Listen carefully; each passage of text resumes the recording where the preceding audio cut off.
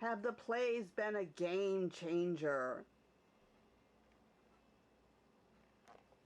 TADA's Game Changer, with a book by Christina Franklin with music and lyrics by Matthew Gregory, is a lesson in the value of teamwork. Game Changers is a popular kids game show where no one has ever won. 6 contestants try their hand answering questions, eating nasty food, solving puzzles, and climbing Mount Victory to win. Chris has been the host for 7 years, and he is bored and fed up with being on the show.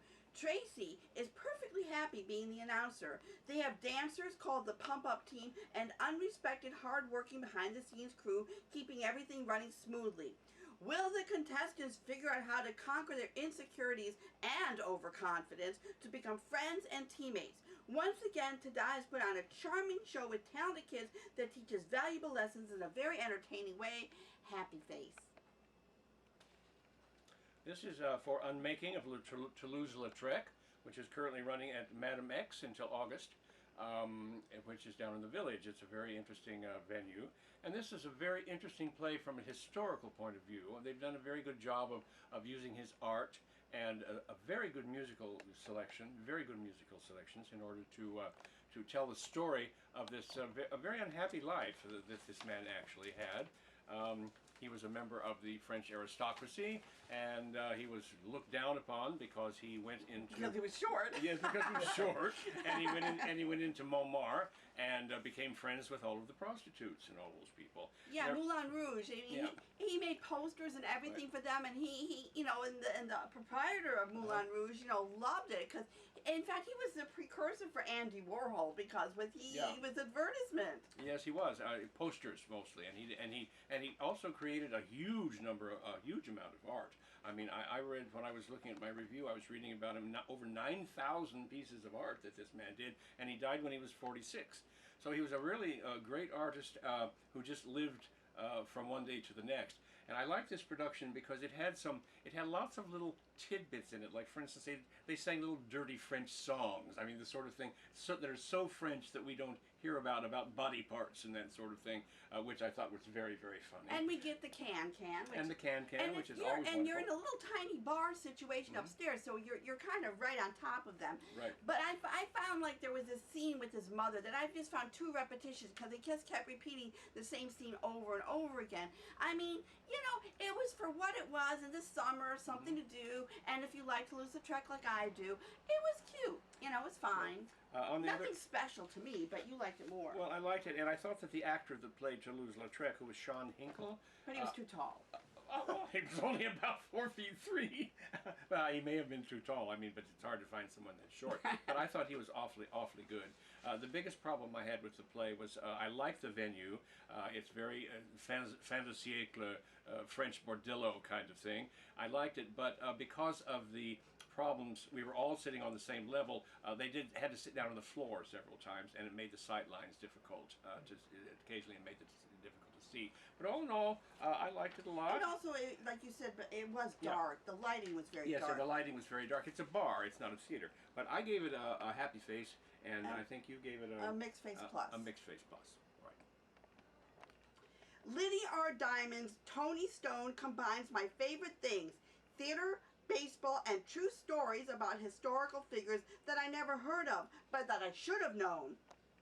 Toni Stone was the first female professional baseball player in the 40s in the Negro League with the Indianapolis Clowns, who were the equivalent of the Harlem Globetrotters, but with baseball instead of basketball. They were all exceptional players, but their main purpose was to entertain the crowds.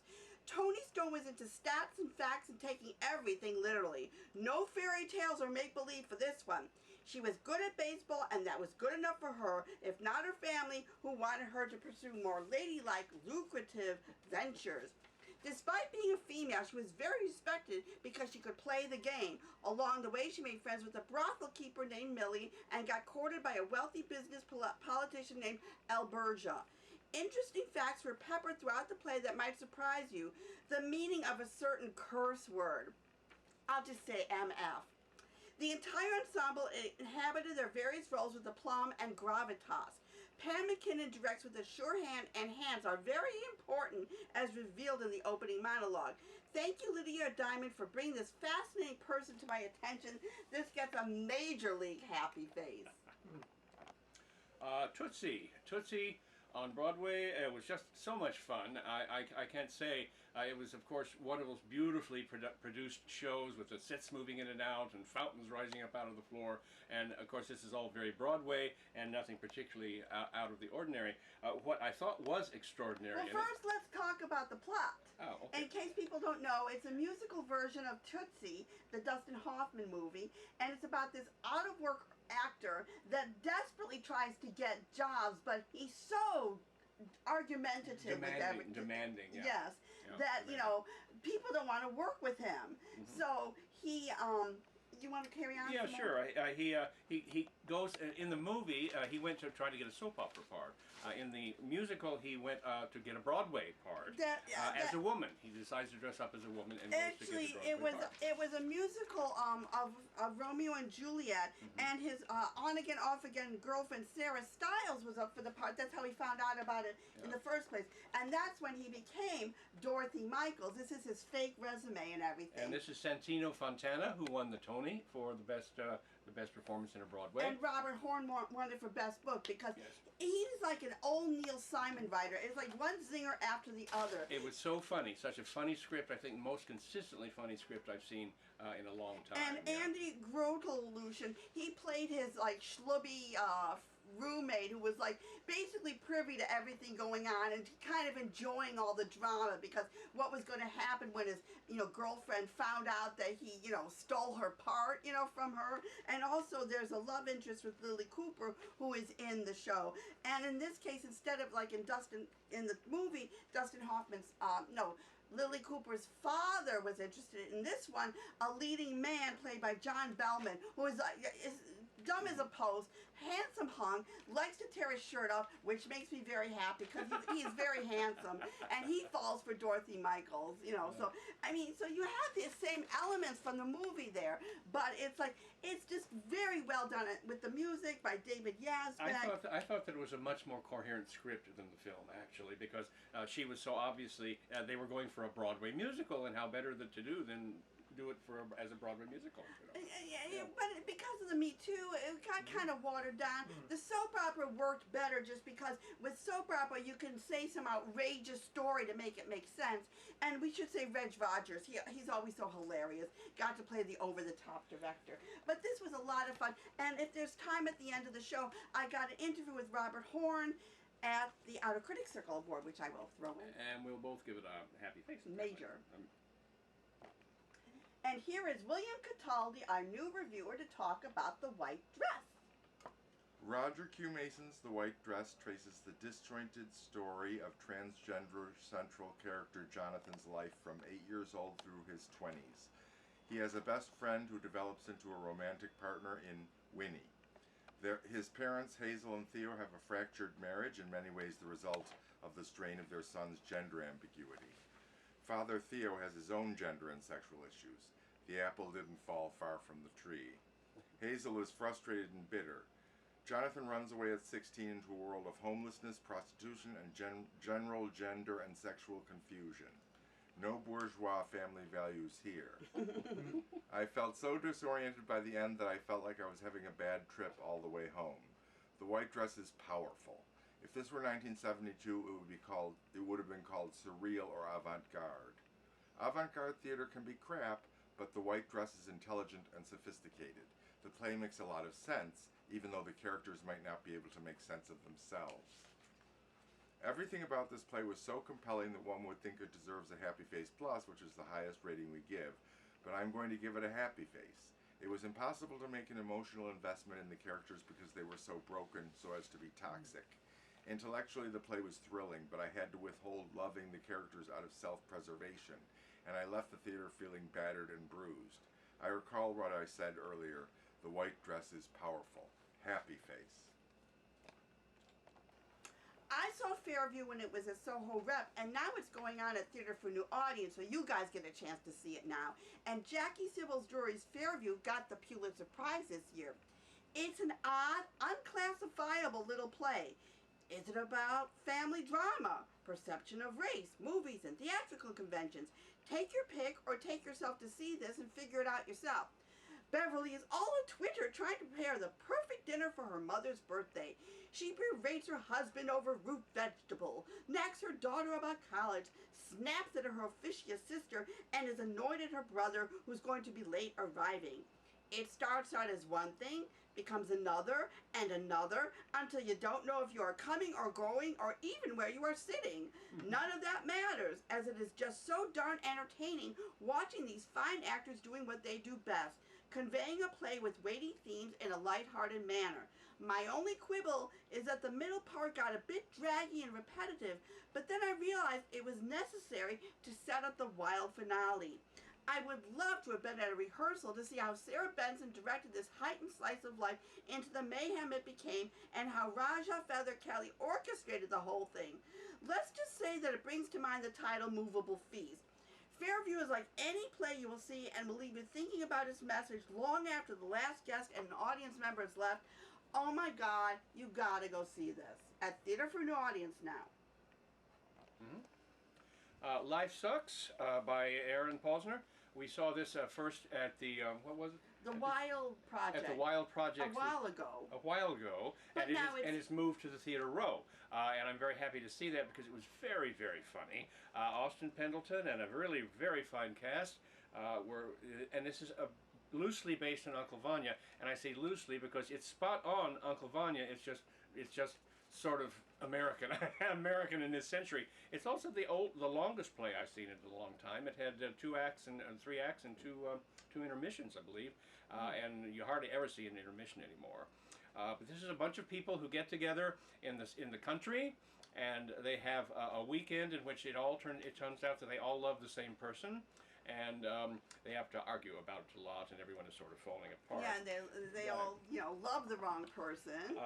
They all love the wrong one. I wrote down, when I wrote about it, what we have here is a funny, thoughtful, thoroughly realistic progression through a minefield of middle-aged angst. The script was hilarious, the actors charming, familiar, and obviously having a wonderful time. Their inclusion of the audience was skillful and intimate, which made the length moot. It was a long play, but it went very quickly, a great deal of laughter, and an encouraged amount of interactive audience participation. So, see this play. Yeah. Really funny. Yeah, I mean, Wheelhouse, they did such a great job with, Happy Birthday, Wanda June. Yes. It's funny, with the birthday theme, they should have done Three Sisters.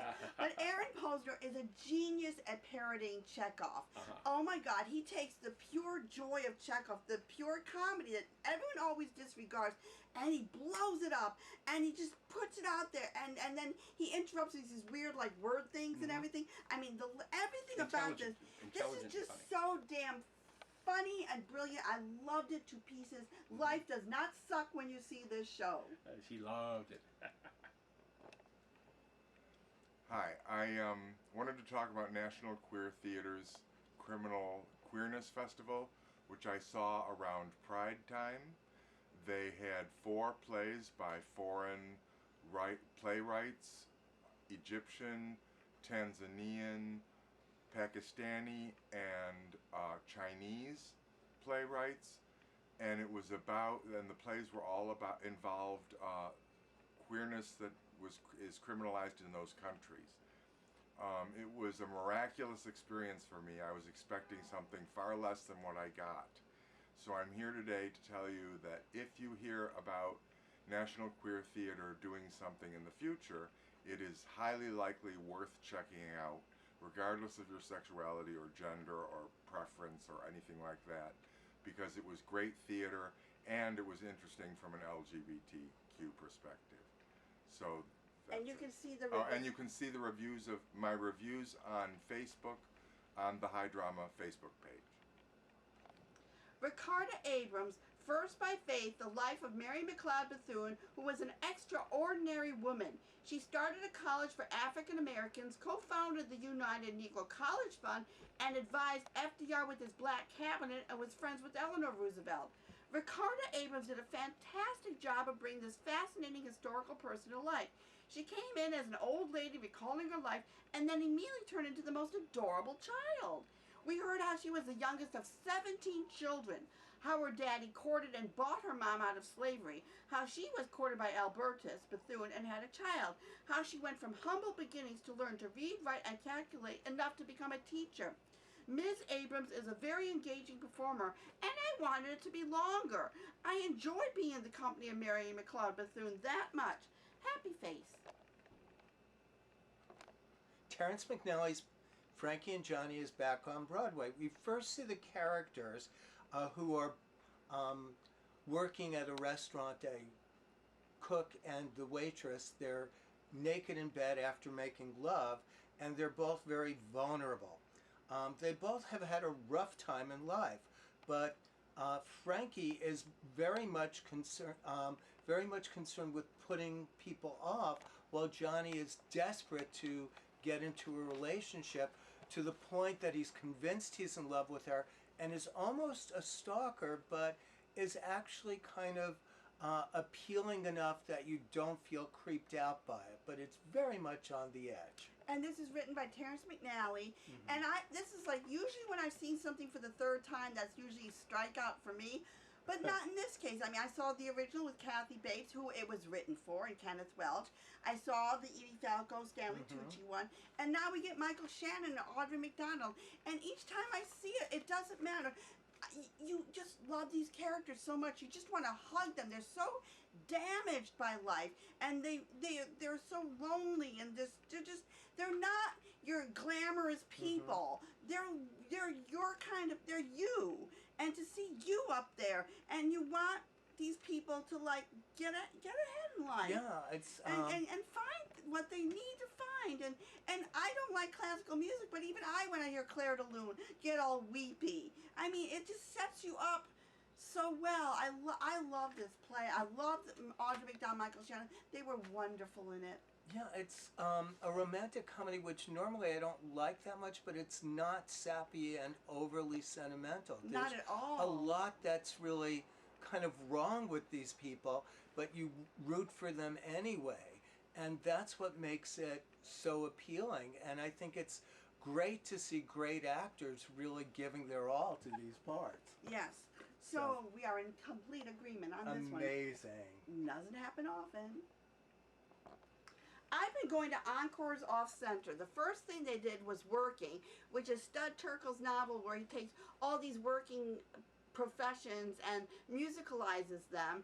Then I went to see Promenade, which is a book by Marie Irene Fornes and music by Al Carmines about these prisoners that escape and they go through New York City. Like they go to a rich people and they go to a battlefield, they go to the park. I mean, it's really surreal, and it's like this very lighthearted, vile Brecht musical. It was delightful. But coming up next is Stephen Sondheim's Roadshow, also known as Bounce, about these miscreant Florida real estate brothers and how they became West Palm Beach. Anyway, it's, you know, you get a chance to see a Sondheim show that you don't know that well, and that's going to be July 24th through 27th, and that's how Encores OffCenter is ending with a bang. They did a fabulous job, so go, go, go. In the Penal Colony, which is a story by Kafka, and this play is kind of based on that. It's written and directed by Miranda Heyman, with three wonderful actors: Jamar Braithwaite, David Glover, and Dari Nold. It is they are three men who are prisoners in the Penal Colony, and they are being tortured with this incredible machine. It is so scary that you feel that they will get hurt, and it's a movement kind of piece, because when they start, it's incredible, the energetic movements and song, and they really grab you right away. And then I thought perhaps throughout is going to be movement piece and no dialogue, but then they speak, and one by one they all torture each other because they become the commander and all that stuff. I cannot say enough. I was a great surprise, wonderful surprise to me, I have not seen such great three actors in a very, very long time. They could move, they could sing, they could act. We were riveted, and very nicely directed and wonderful production. I really, really enjoyed it, but it's very sad, very disturbing, because also based on Kafka, who was a very, very disturbing writer and went through hell. And happy face. If you get a chance to go see us, the New York Theater Workshop next door. Miscommunication, totalitarian government, and Shakespeare are combined in Stoppard's Dogg's Hamlet and Cahoot's Mackers. Two little one-act plays that has a central character combining the two. In Dogg's Hamlet, students put on Hamlet. Cahoot's Mackers, where good government official interrupts the play, as apparently one is not allowed to put on plays even in one's own house. Language becomes random words, so only Shakespeare becomes understandable. The actors handle this with great conviction and humor. Once again, Potomac shows its skill in bringing important plays to light. And they're also doing Havel play as well. So this gets a happy face. And NYMF is going on right now, and here's some musical excerpts and an interview with Hunter Ryan Herdlicka. Here we are with Hunter Ryan Herdlicka at NYMF, and you are doing, what's your show? What are you doing? Tell me all about it. NYMF is back, yay!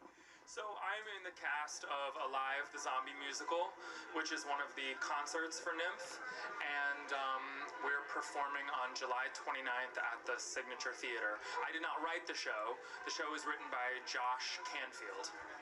Ooh, zombies, and what are the zombies doing in this one? It's basically a pack of zombies are taking over a small town, and there's this hysterical news reporter that is trying to tell the world about what's going on, but nobody will listen to her. Ah, the usual. Right.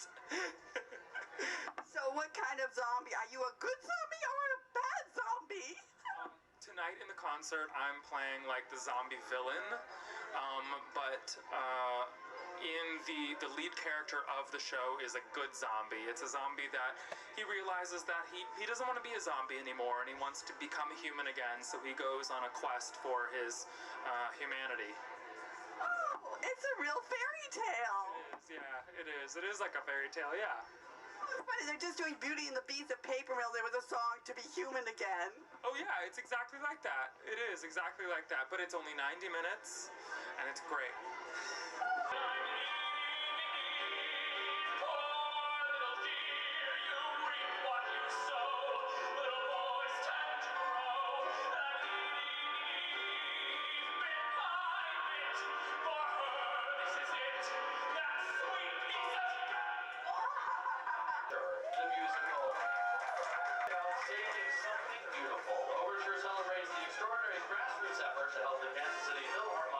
Survived during its 1953-1954 season. In 1953, the Kansas City Philharmonic issued its first opera festival and was striving to become a world-renowned orchestra. At the same time, it was fighting for financial survival. Against this backdrop, we also discovered two fictional characters, Lily and Christopher, who share the same passion for music and are fighting for survival in ways of their own. Please welcome Kristen Eiler and Eric Hoffman. This is Overture. Waiting for someone to open the door. So I'm knocking. I'll stop talking. Show you how I'm walking. We have intersecting chords. Yeah. Too often in today's world, the stories that carry the most power only share one side. If you could rewrite a story to redefine stereotypes or share a new perspective, what would it say? Join us for our concert series that celebrates female, queer, and trans artists who are changing the landscape of musical theater, featuring music by Zoe Sarnak. Oh, I know Zoe. Zoe Sarnak, Angela Splafani, that's right there, yeah. Max Allen, Tydemo, and many more. Ladies and gentlemen, intersecting chords.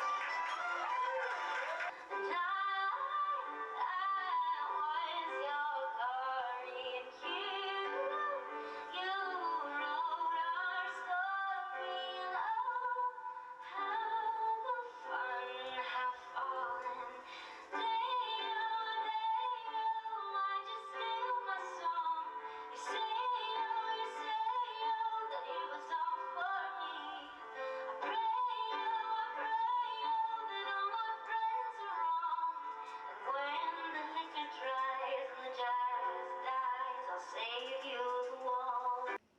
Mark Savitt and I saw Winter Miller's No One Is Forgotten. Two women share a small prison cell. Where they are and why they are held captive is never revealed.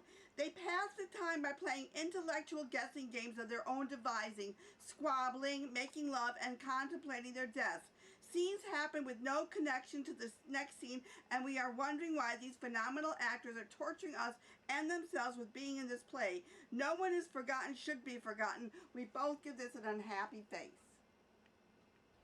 And now where you can find our reviews that we talked about, and go to Facebook and YouTube in order to see the show. God Shows Up is closing.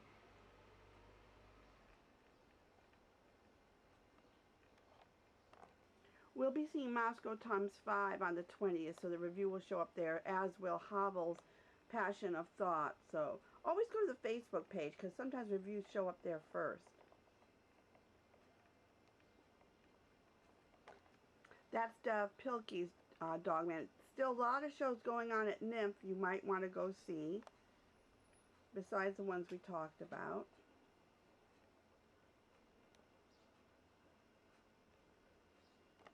Other festivals, Ice Factory, Corkscrew, and Go Puck Yourself as Jenny Yasko. That's always so much fun. The review will be on the Facebook page.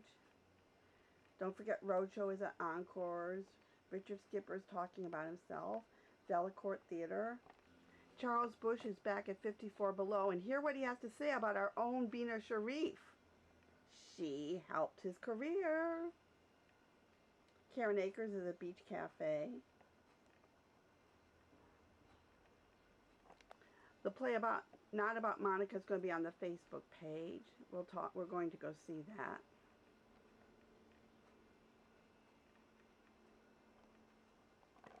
And my interview with Robert Horn from Tootsie will be on our next show, August 3rd.